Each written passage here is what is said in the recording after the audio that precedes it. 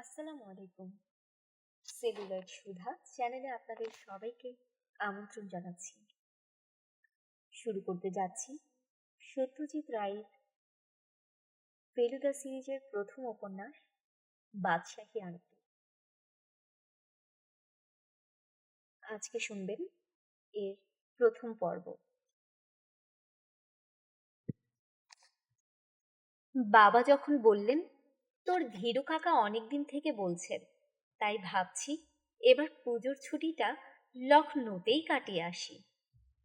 তখন আমার মনটা খারাপ হয়ে গিয়েছিল। আমার বিশ্বাস ছিল লখনৌটা বেশ বাজে জায়গা। অবশ্যই বাবা বলেছিলেন ওখান থেকে আমরা হরিদ্বার লসমন ঝুলাও ঘুরে আসব, আর লসমন ঝুলোতে পাহাড়ও আছে, কিন্তু সে আর কদিনের জন্য।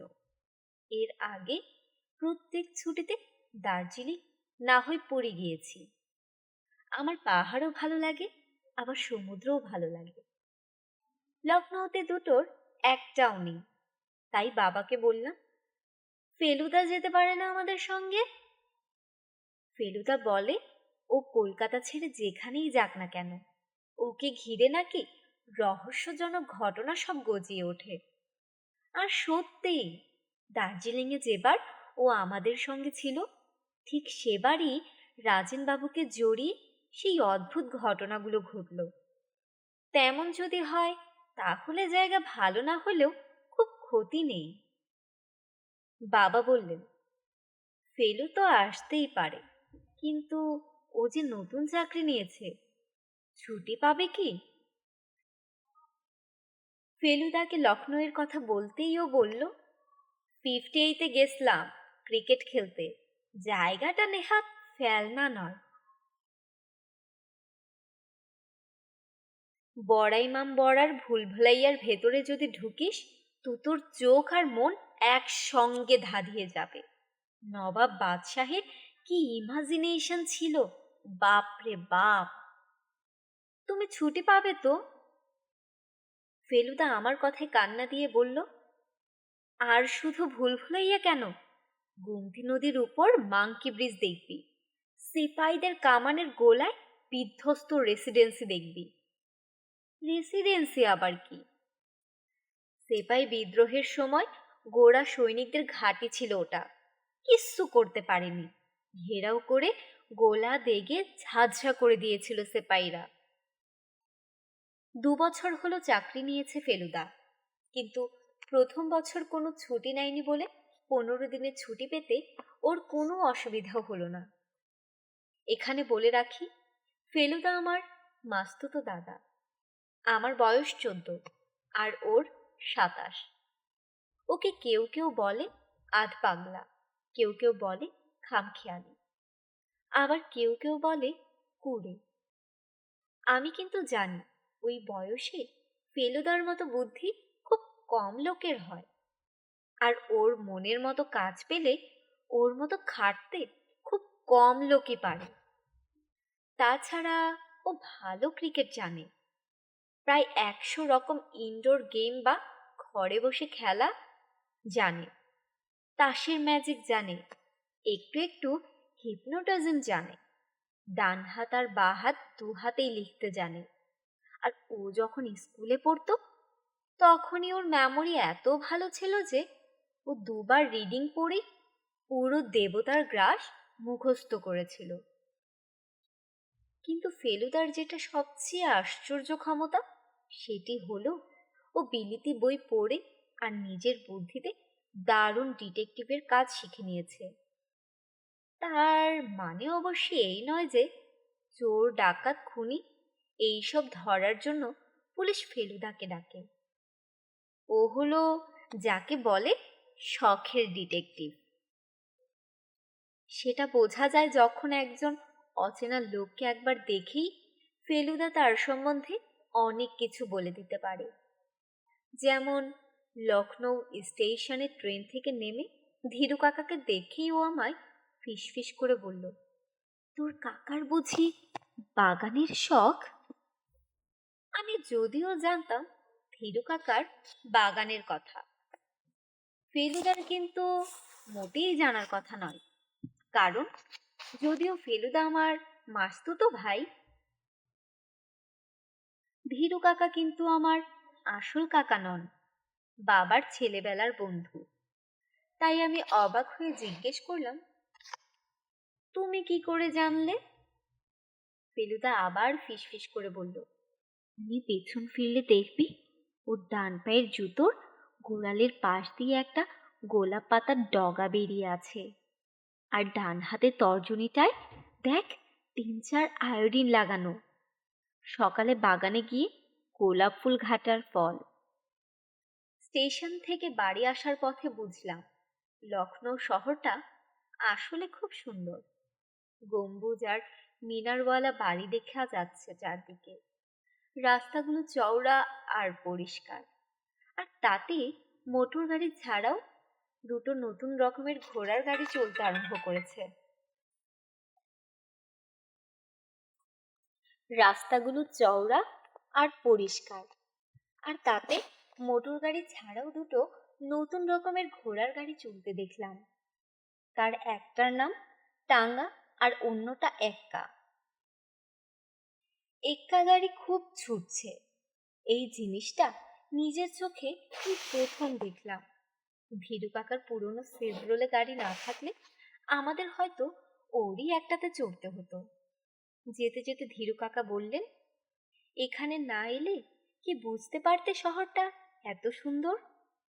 আর কলকাতার মতো আবর্জনা কি দেখতে পাচ্ছ রাস্তাঘাটে? আর কত গাছ দেখো, আর কত ফুলের বাগান। বাবা আর ধীরু কাকা পেছনে বসছিলেন, ফেলুদা আর আমি সামনে। আমার পাশেই বসে গাড়ি চালাচ্ছে ধীরু কাকা, ড্রাইভার দীনদয়াল সিং।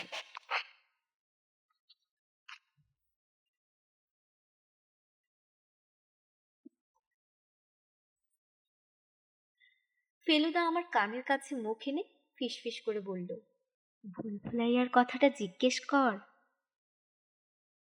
ফেলুদা কিছু করতে বললে সেটা না করে পারি না, তাই বললাম, আচ্ছা ধীরু কাকা, ভুলভুলাইয়া কি জিনিস? ধীরু কাকা বললেন, দেখবে দেখবে, সব দেখবে। ভুলভুলাইয়া হলো ইমামবাড়ার ভেতরে একটা গোলক ধাঁধা। আমরা বাঙালিরা অবশ্য বলি ঘুলঘুলিয়া, কিন্তু আসল নাম ওই ভুলভুলাইয়া। নবাবরা তাদের বেগমদের সঙ্গে লুকোচুরি খেলতেন ওই গোলক ধাঁধায়। এবার ফেলুদা নিজেই বলল, ওর ভেতরে গাইড ছাড়া ঢুকলে নাকি আর বেরোনো যায় না। তাই তো শুনেছি। একবার এক গোড়া পল্টন অনেক দিন আগে মদটদ খেয়ে বাজি ধরে নাকি ঢুকেছিল ওর ভেতরে।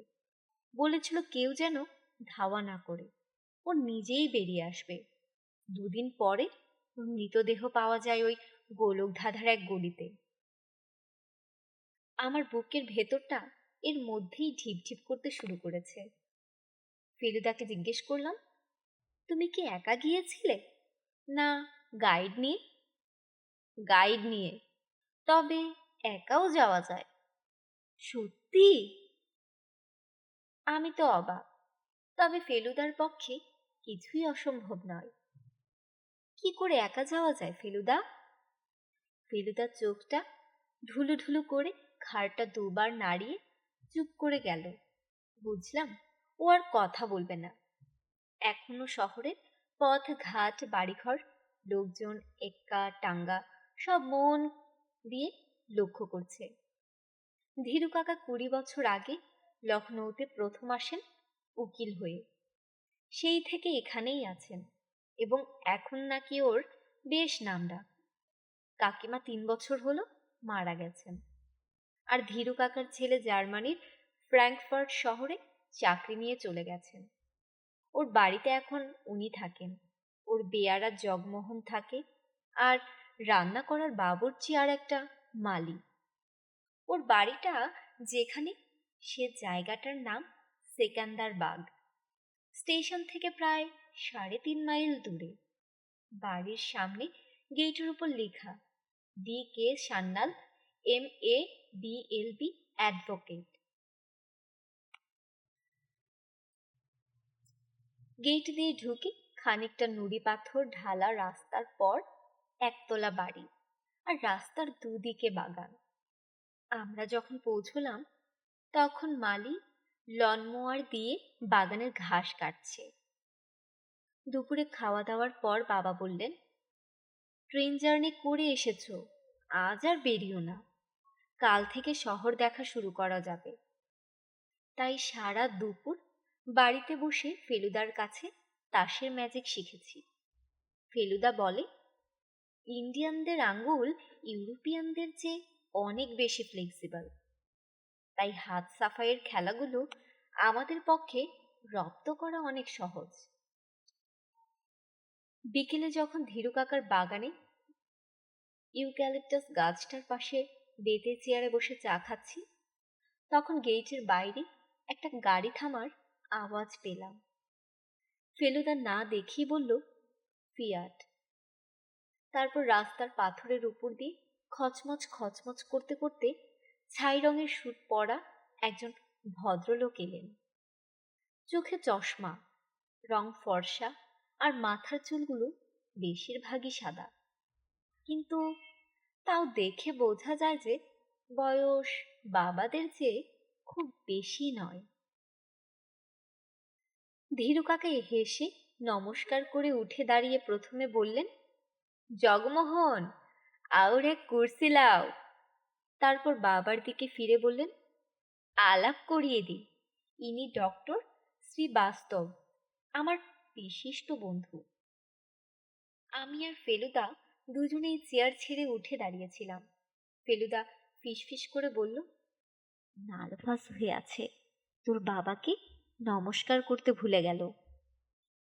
ধীরু কাকা বললেন, শ্রীবাস্তব হচ্ছেন অস্টিওপ্যাথ, আর একেবারে খাস লখনইয়া। ফেলুদা চাপা গলায় বলল, অস্টিওপ্যাথ মানে বুঝলি? আমি বললাম, না। হাড়ের ব্যারামের ডাক্তার। অস্টিও আর অস্থি, মিলটা লক্ষ্য করিস। অস্থি মানে হাড়, সেটা জানিস তো? তা জানি। আরেকটা বেতের চেয়ার এসে পড়াতে আমরা সকলেই বসে পড়লাম। ডক্টর শ্রীবাস্তব হঠাৎ ভুল করে বাবার চায়ের পেয়ালাটা তুলে আরেকটু হলেই চুমুক দিয়ে ফেলতেন। এমন সময় বাবা একটু খুব খুব করে কাশতে আই এম সরি বলে রেখে দিলেন।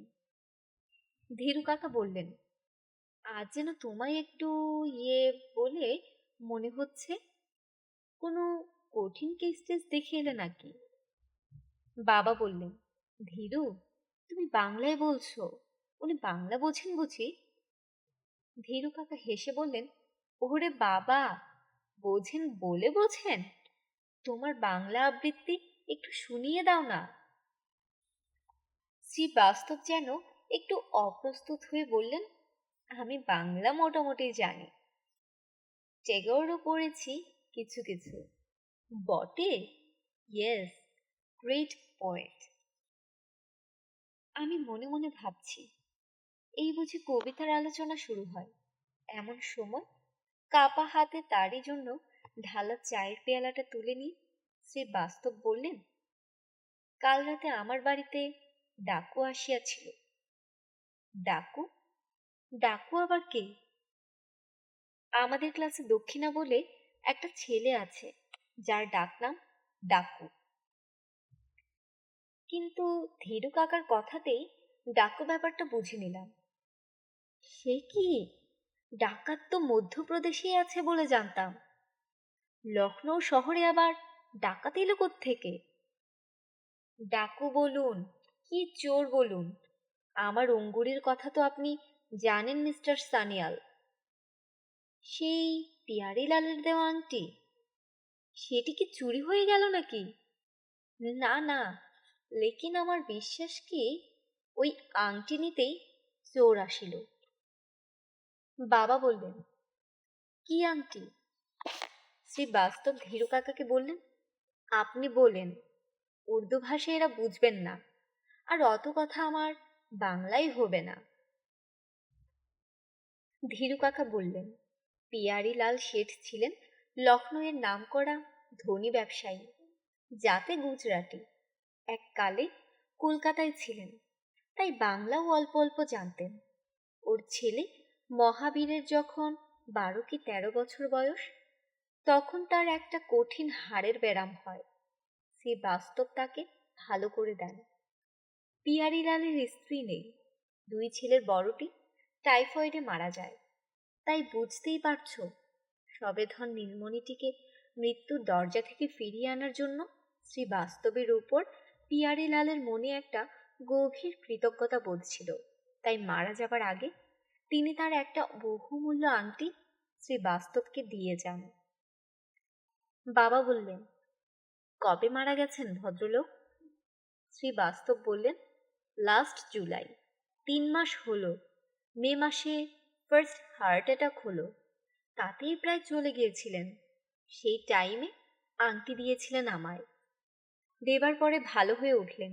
তারপর জুলাই মাসে সেকেন্ড অ্যাটাক হলো, তখনও আমি দেখা করতে গিয়েছিলাম। 3 দিনে চলে গেলেন। এই দেখুন।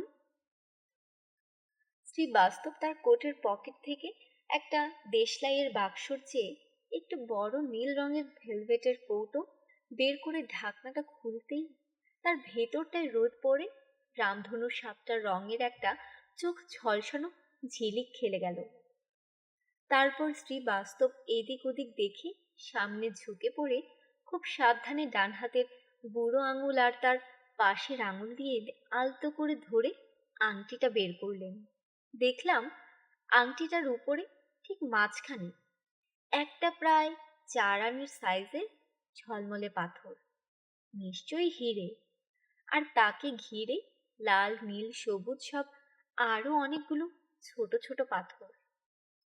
এত সুন্দর আংটি আমি কোনোদিনও দেখিনি। ফেলুদার দিকে আর চোখে চেয়ে দেখি সে একটা শুকনো ইউক্যালিপটাসের পাতা নিয়ে কানের মধ্যে ঢুকিয়ে সেটাকে পাকাচ্ছে, যদিও তার চোখটা রয়েছে আংটির দিকে। বাবা বললেন, দেখে তো মনে হয় জিনিসটা পুরনো, এর কোনো ইতিহাস আছে নাকি? শ্রী বাস্তব একটু হেসে আংটিটা বাক্সে পুরে বাক্সটা পকেটে রেখে চায়ে পেয়ালাটা আবার হাতে তুলে নিয়ে বললেন, তা একটু আছে। এর বয়স 300 বছরের বেশি। এই আংটি ছিল আওরঙ্গজেবের। বাবা চোখ কপালে তুলে বললেন, বলেন কি? আমাদের আওরঙ্গজেব বাদশা, শাহজাহানের ছেলে আওরঙ্গজেব?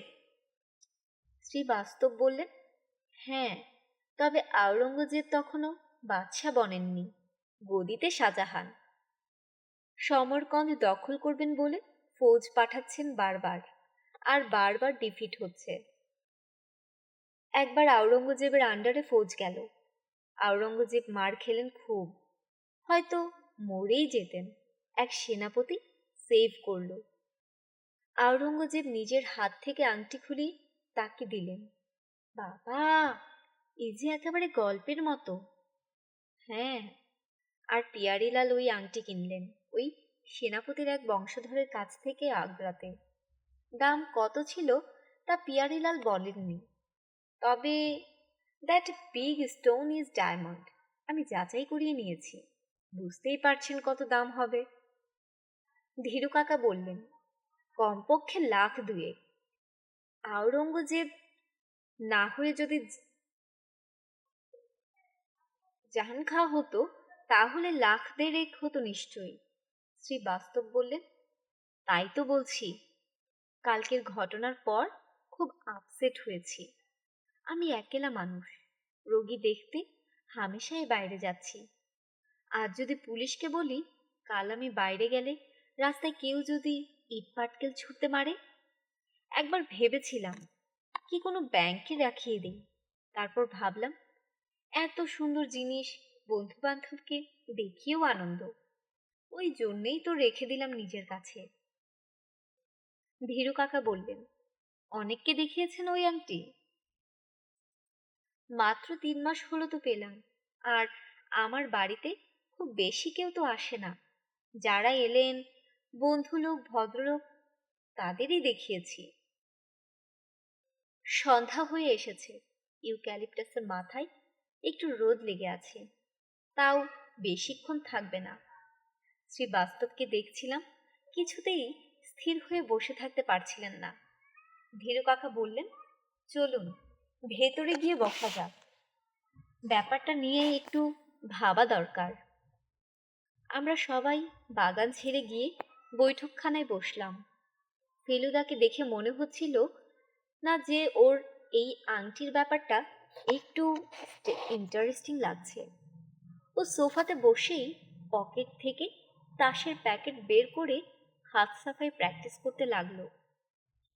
বাবা এমনিতে বেশি কথা বলেন না, কিন্তু যখন বলেন তখন বেশ ভেবেচিন্তে ঠান্ডা মাথায় বলেন। বাবা বললেন, আচ্ছা, আপনি কেন ভাবছেন যে আপনার ওই আংটিটা নিতেই ওরা এসেছিল? আপনার অন্য কোনো জিনিস চুরি যায়নি? এমনও তো হতে পারে যে ওরা সাধারণ চোর, টাকা করে নিতেই এসেছিল। শ্রী বাস্তব বললেন, ব্যাপারটা কি বলি, বনবিহারী বাবু আছেন বলে এমনিতেই আমাদের পাড়ায় চোর টোর আসে না। আর আমার পাশের বাড়িতে থাকেন মিস্টার ঝুনঝুনওয়ালা, আর তার পাশের বাড়িতে থাকেন mister Bilimoria, both very rich. আর সেটা তাদের বাড়ি দেখলেই বোঝা যায়। তাদের কাছে আমি কি? তাদের বাড়ি ছেড়ে আমার বাড়ি আসবে কেন চোর? ধীরু কাকা বললেন, তারা যেমন ধনী তেমনি তাদের পাহারার বন্দোবস্তও নিশ্চয়ই জমকালো। সুতরাং চোর সে বাড়িতে যাবে কেন? তারা তো বিরাট ধন দৌলতের আশায় যাবে না। 100-5 টাকা মারতে পারলে তাদের 6 মাসের খোরাক হয়ে যায়। কাজেই আমার আপনার বাড়িতে চোর আসার ব্যাপারে অবাক হবার কিছু নেই। শ্রী বাস্তব তবু যেন ভরসা পাচ্ছিলেন না। উনি বললেন, আমি জানি না মিস্টার সানিয়াল, আমার কেন জানি মনে হচ্ছে চোর ওই আংটি নিতেই এসেছিল। আমার পাশের ঘরের একটা আলমারি খুলেছিল, দেরাজ খুলেছিল, তাতে অন্য জিনিস ছিল, নিতে পারত, টাইম ছিল। আমার ঘুম ভাঙতে চোর পালিয়ে গেল, একেবারে কিচ্ছু না নিয়ে। আর কথা কি জানেন? শ্রীবাস্তব হঠাৎ থামলেন, তারপর ভ্রুকুটি করে কিছুক্ষণ ভেবে বললেন, পিয়ারিলাল যখন আমাকে আংটি দিয়েছিলেন তখন মনে হলো কি উনি আংটি নিজের বাড়িতে রাখতে চাইলেন না, তাই আমাকে দিয়ে দিলেন। আর শ্রী বাস্তব আবার থেমে ভ্রুকুটি করলেন। ধীরু কাকা বললেন, আউর কে আর ডাক্তারজি? শ্রী বাস্তব একটা দীর্ঘশ্বাস ফেলে বললেন, দ্বিতীয়বার যখন হার্ট অ্যাটাক হলো আর আমি ওকে দেখতে গেলাম, তখন উনি একটা কিছু আমাকে বলতে চেষ্টা করলেন, কিন্তু পারলেন না। তবে একটা কথা আমি শুনতে পেয়েছিলাম। কি কথা? দুবার বলেছিলেন, এই স্পাই, এই স্পাই। ধীরু কাকা সোফা ছেড়ে উঠে পড়লেন। না ডাক্তারজি, পিয়ারিলাল যাই বলে থাকুক, আমার দৃঢ় বিশ্বাস ও চোর, সাধারণ চোর, ছ্যাচোর চোর। আপনি বোধহয় জানেন না, ব্যারিস্টার ভূদেব মিত্তিরের বাড়িতেও রিসেন্টলি চুরি হয়ে গেছে। একটা আস্ত রেডিও আর কিছু রূপোর বাসনকোসন নিয়ে গেছে। তবে আপনার যদি সত্যিই নার্ভাস লাগে, তাহলে আপনি ও আংটি স্বচ্ছন্দে আমার জিম্মায় রেখে যেতে পারেন। আমার গোদরেজের আলমারিতে থাকবে ওটা। তারপর আপনার ভয় কেটে গেলে পরে আপনি ওটা ফেরত নিয়ে যাবেন। শ্রীবাস্তব হঠাৎ হাঁফ ছেড়ে একগাল হেসে ফেললেন। আমি ওই প্রস্তাব করতেই এলাম, লেকিন নিজে থেকে বলতে পারছিলাম না। Thank you very much, mister Sanyal. আপনার কাছে আংটি থাকলে আমি নিশ্চিন্তে থাকব। শ্রীবাস্তব তার পকেট থেকে আংটি বার করে ধীরু কাকাকে দিলেন, আর ধীরু কাকা সেটা নিয়ে শোবার ঘরে চলে গেলেন। এইবার ফেলুদা হঠাৎ একটা প্রশ্ন করে বসল, বনবিহারী বাবুকে? পার্ডন, শ্রী বাস্তব বোধ হয় একটু অন্যমনস্ক ছিলেন। ফেলুদা বলল, আপনি বললেন না যে বনবিহারী বাবু পাড়ায় আছেন বলে চোর টোর আসে না? এই বনবিহারী বাবুটাকে পুলিশ টুলিশ নাকি? শ্রী বাস্তব হেসে বললেন, ও নো নো, পুলিশ না, তবে পুলিশের বাড়া। ইন্টারেস্টিং লোক। আগে বাংলাদেশে জমিদারি ছিল, তারপর সেটা গেল, আর উনি একটা ব্যবসা শুরু করলেন, বিদেশে জানোয়ার চালান দেবার ব্যবসা। জানোয়ার? বাবা আর ফেলুদা একসঙ্গে প্রশ্ন করল। হ্যাঁ, টেলিভিশন, সার্কাস, চিড়িয়াখানা এইসবের জন্য এদেশ থেকে অনেক জানোয়ার চালান যায় ইউরোপ, আমেরিকা, অস্ট্রেলিয়া, এইসব জায়গায়। অনেক ইন্ডিয়ান এই ব্যবসা করে। বনবিহারী বাবু ওতে অনেক টাকা কুড়িয়েছেন। তারপর রিটায়ার করে এখানে চলে এলেন আজ 2-3 বছর। আর আসার সময় সঙ্গে সঙ্গে কিছু জানোয়ার নিয়ে এসে একটা বাড়ি কিনে সেখানে একটা ছোটখাটো চিড়িয়াখানা বানিয়ে নিলেন। বাবা বললেন, বলেন কি, ভারী অদ্ভুত তো। হ্যাঁ, আর ওই চিড়িয়াখানার স্পেশালিটি হলো ওর প্রত্যেক জানোয়ার হলো ভারী, ভারী কি বলে, হিংস্র। হ্যাঁ হ্যাঁ, হিংস্র। লখনৌতে এমনিতেই যে চিড়িয়াখানাটা আছে সেটা শুনেছি খুব ভালো। ওখানে বাঘ সিংহ নাকি খাঁচায় থাকে না, জাল দিয়ে ঘেরা দ্বীপের মতন তৈরি করা আছে, তার মধ্যে মানুষের তৈরি পাহাড় আর গুহার মধ্যে থাকে ওরা। তার উপর আবার এই প্রাইভেট চিড়িয়াখানা। শ্রী বাস্তব বললেন, ওয়াইল্ড ক্যাট আছে ওর কাছে, হাইনা আছে, কুমির আছে, স্করপিয়ন আছে। আওয়াজ শোনা যায়, চোর আসবে কি করে? এরপরে আমি যেটা জিজ্ঞেস করতে যাচ্ছিলাম, ফেলুদা আমার আগেই সেটা জিজ্ঞেস করে ফেলল। চিড়িয়াখানাটা একবার দেখা যায় না? ধীরু কাকা ঠিক এই সময় ঘরে ফিরে এসে বললেন, সে তো খুব সহজ ব্যাপার, যে কোনো দিন গেলেই হলো। উনি মানুষটি মোটেই হিংস্র নন। শ্রীবাস্তব উঠে পড়লেন, বললেন, লাটুস রোডে আমার এক পেশেন্ট আছে, আমি চলি। আমরা সবাই শ্রীবাস্তবের সঙ্গে গেটের বাইরে অবধি গেলাম। ভদ্রলোক সকলকে গুড নাইট বলে ধীরু কাকাকে আবার ধন্যবাদ জানিয়ে ওর ফিয়াট গাড়িতে উঠে চলে গেলেন। বাবা আর ধীরু কাকা বাড়ির দিকে রওনা হলেন।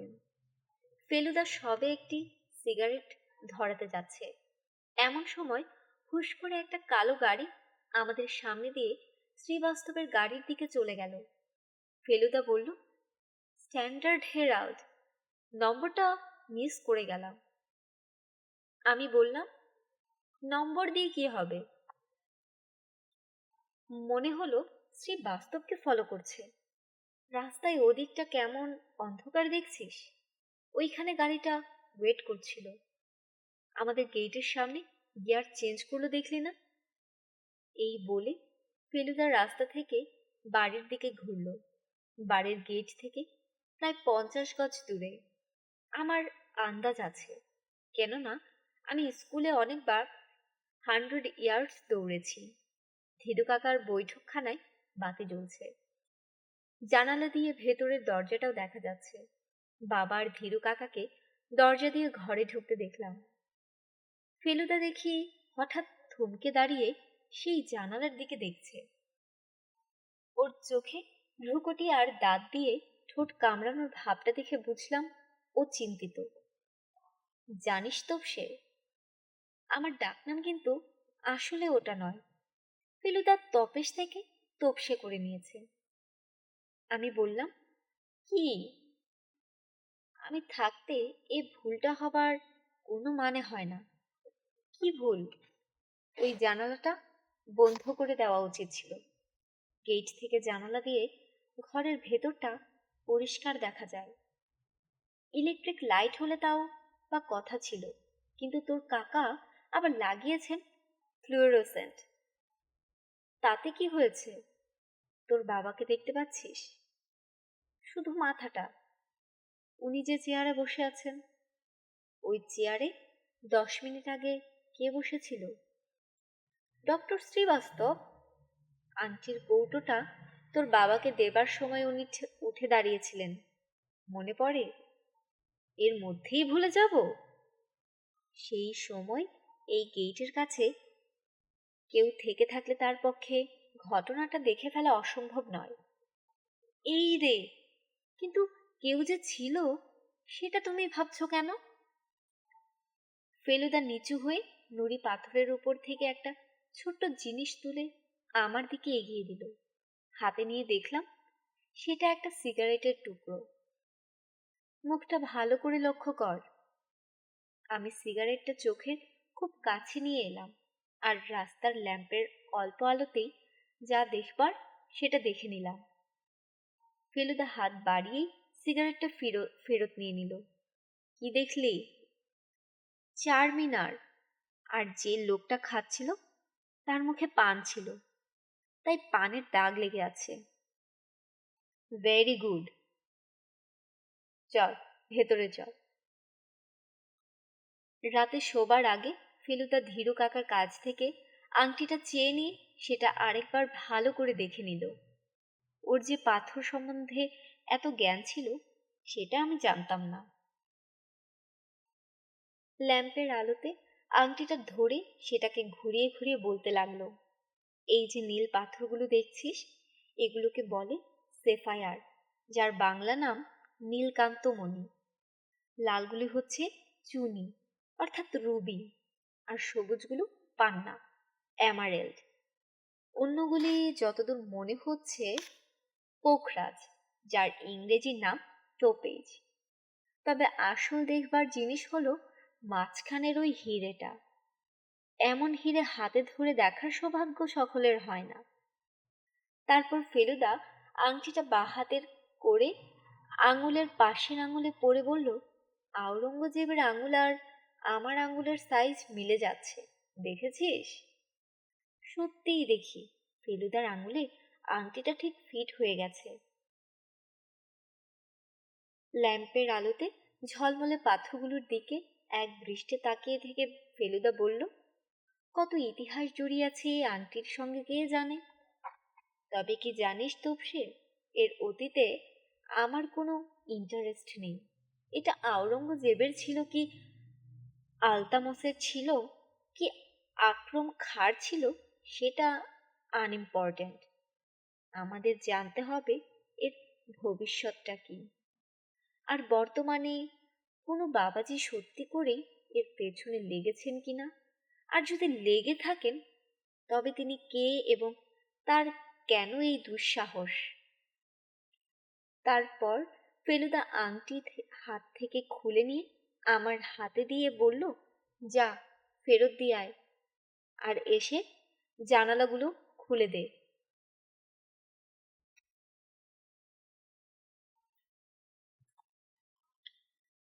পরদিন দুপুরে একটু তাড়াতাড়ি খেয়ে নিয়ে আমরা ইমামবাড়া দেখতে বেরিয়ে পড়লাম।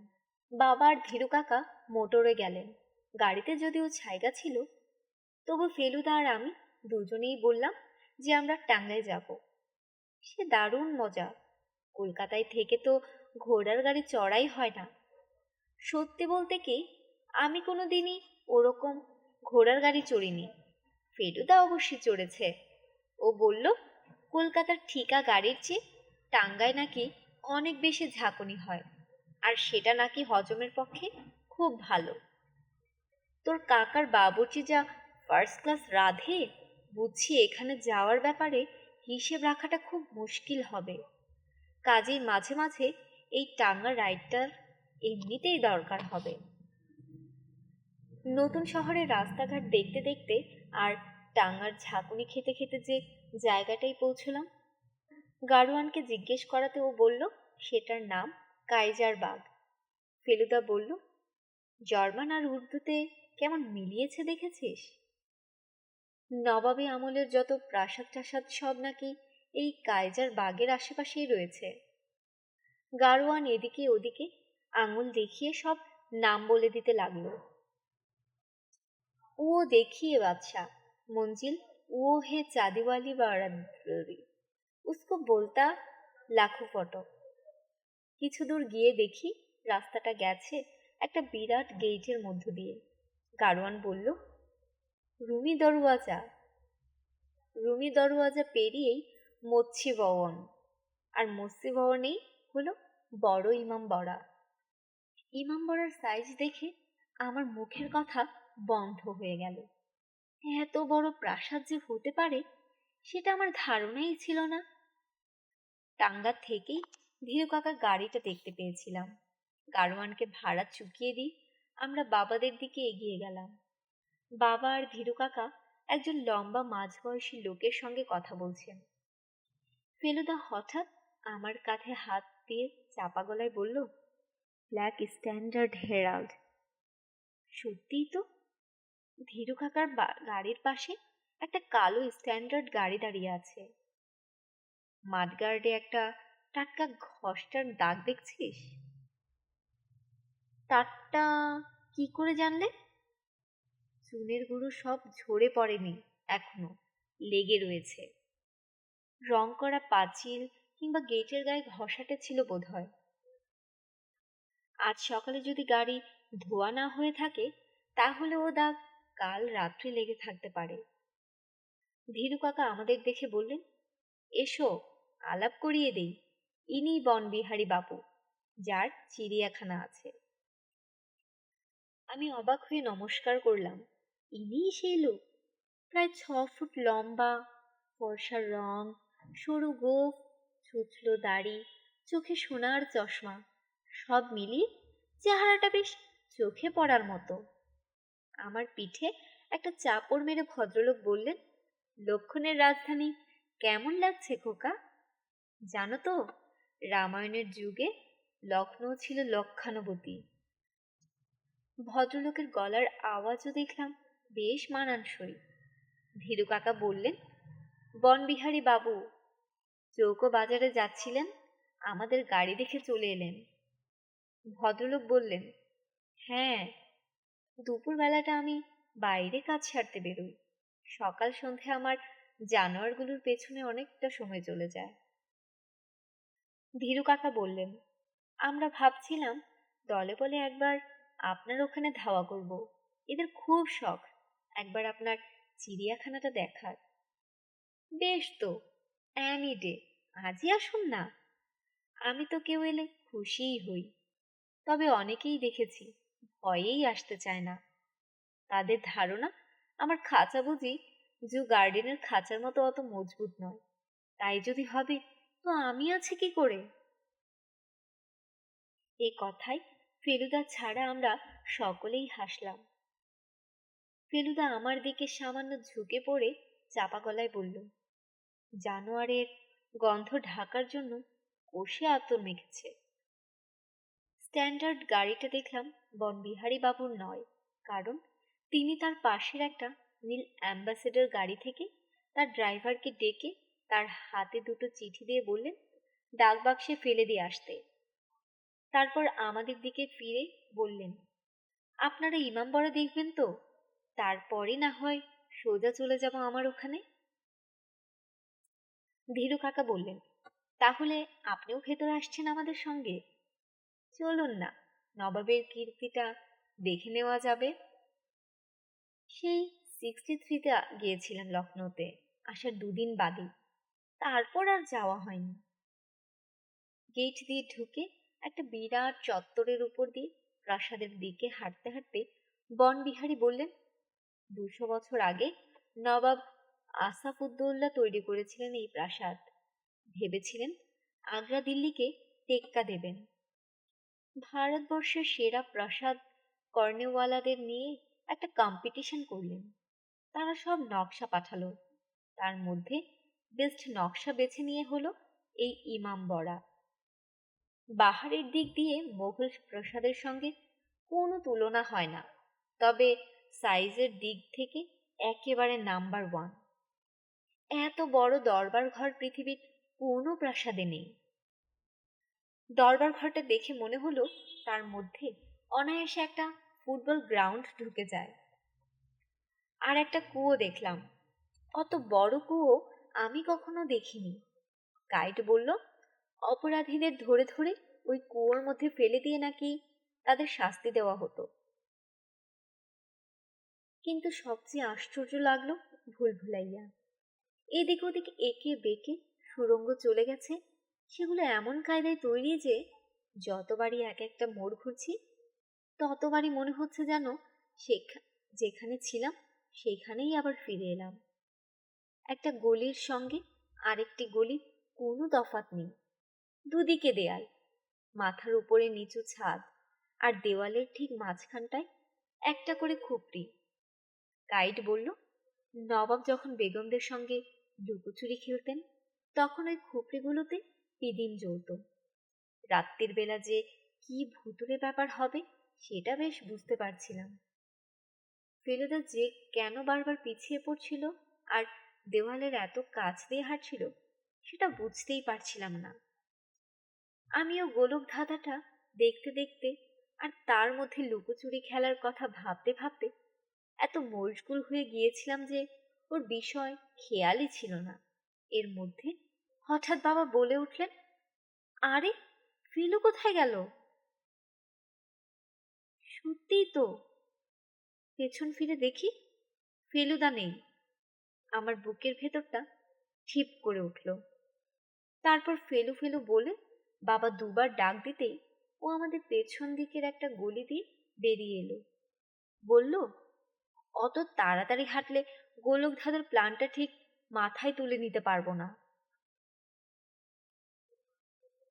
গোলক ধাঁধার শেষ গলিটার শেষে যে দরজা আছে সেটা দিয়ে বেরোলেই ইমামবাড়ার বিরাট ছাতে গিয়ে পড়তে হয়। গিয়ে দেখি সেখান থেকে প্রায় সমস্ত লখনৌ শহরটাকে দেখা যায়। আমরা ছাড়াও ছাতে কয়েকজন লোক ছিল। তাদের মধ্যে একজন অল্প বয়সী ভদ্রলোক ধীরু কাকাকে দেখে হেসে এগিয়ে এলো। ধীরু কাকা বললেন, মহাবীর যে, কবে এলে? ভদ্রলোককে দেখলে যদিও বাঙালি বলে মনে হয় না, তবু তিনি বেশ পরিষ্কার বাংলায় বললেন, 3 দিন হলো। এই সময়টাতে আমি প্রতি বছরই আসি। দেওয়ালিটা সেরে ফিরে যাই। এবার 2 জন বন্ধু আছেন, তাদের লখনৌ শহর দেখাচ্ছি। ধীরু কাকা বললেন, ইনি পিয়ারিলালের ছেলে, বোম্বাইতে অভিনয় করছেন। মহাবীর দেখলাম বনবিহারী বাবুর দিকে কিরকম যেন অবাক হয়ে দেখছেন, যেন ওকে আগে দেখেছেন, কিন্তু কোথায় সেটা মনে করতে পারছেন না। বনবিহারী বাবু বললেন, চেনা চেনা মনে হচ্ছে কি? মহাবীর বলল, হ্যাঁ, কিন্তু কোথায় দেখেছি বলুন তো? বনবিহারী বাবু বললেন, তোমার স্বর্গত পিতার সঙ্গে একবার আলাপ হয়েছিল বটে, তুমি তো তখন এখানে ছিলে না। মহাবীর যেন একটু অপ্রস্তুত হয়ে বলল, ও ও, তাহলে বোধ হয় ভুল করছি। আচ্ছা, আসি তাহলে। মহাবীর নমস্কার করে চলে গেল। ভদ্রলোকের বয়স হয়তো ফেলুদার চেয়েও কিছুটা কম, আর চেহারা বেশ সুন্দর আর শক্ত। মনে হলো নিশ্চয়ই এক্সারসাইজ করেন কিংবা খেলাধুলো করেন। বনবিহারী বাবু বললেন, আমার মনে হয় এবার আমার ওখানে গিয়ে পড়তে পারলে ভালোই হয়। জানোয়ারগুলো যদি দেখতেই হয় তাহলে আলো থাকতে থাকতে দেখাই ভালো। খাঁচাগুলোতে আলোর ব্যবস্থা এখনো করে উঠতে পারিনি।